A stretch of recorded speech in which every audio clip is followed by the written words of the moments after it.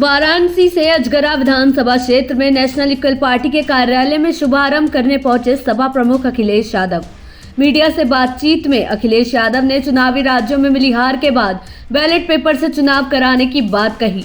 वहीं इसी के साथ पूर्व मुख्यमंत्री अखिलेश यादव ने बताया कि छत्तीसगढ़, मध्य प्रदेश और राजस्थान में मिली हार के बाद इंडिया गठबंधन के लोग निराश नहीं हैं। गठबंधन के लोग हार की समीक्षा कर आगामी लोकसभा के चुनाव में नए जोश के साथ उतरेंगे।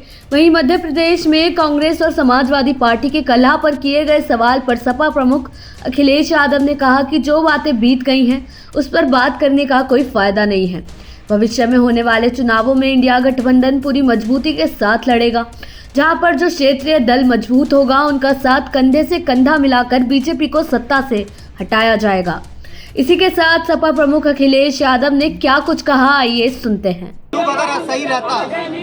देखिए, मध्य प्रदेश के चुनाव में बातचीत हुई और ये भी आश्वासन मिला था कि आपको 6 सीटों पे विचार किया जाएगा, लेकिन उनकी राजनीतिक परिस्थितियां ये नहीं थी कि हमें साथ लिया जाए समाजवादियों को।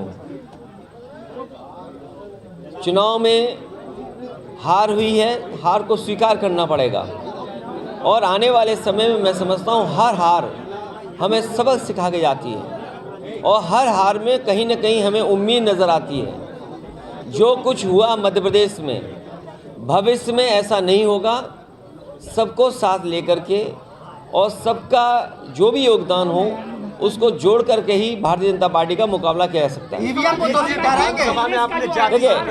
देखिए, चुनाव मैं जानता हूँ इसके बाद, क्योंकि कोई भी जवाब मैं जो दूंगा भारतीय जनता पार्टी उसका क्या कहेगी।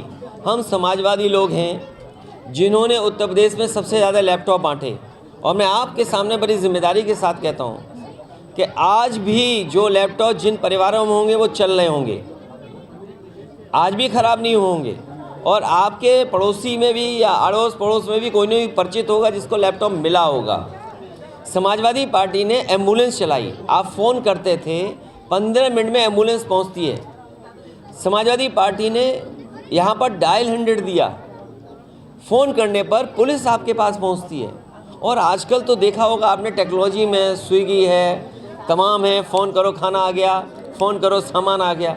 ये बात नहीं है कि हम टेक्नोलॉजी को नहीं समझते हैं, टेक्नोलॉजी को हम समझते हैं, लेकिन लोकतंत्र मजबूत तभी होगा जिस तरीके से अमेरिका में, जापान में, अमेरिका हमसे अर्थव्यवस्था में और ताकतवर बहुत है देश हमसे, जापान हमसे बहुत आगे है।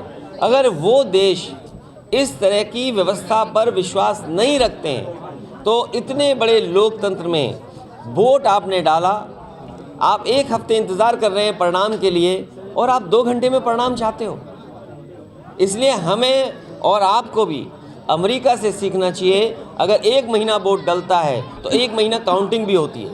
इसलिए अगर अमेरिका आज दुनिया में सबसे ताकतवर देश है और अगर वहाँ व्यवस्था बैलेट की, पेपर की है तो कहीं ना कहीं हमें भी अपनाना चाहिए। और ये ज़रूरी नहीं है कि रिज़ल्ट 1 घंटे में आए, घंटा, 2 घंटा, 2 दिन, 3 दिन।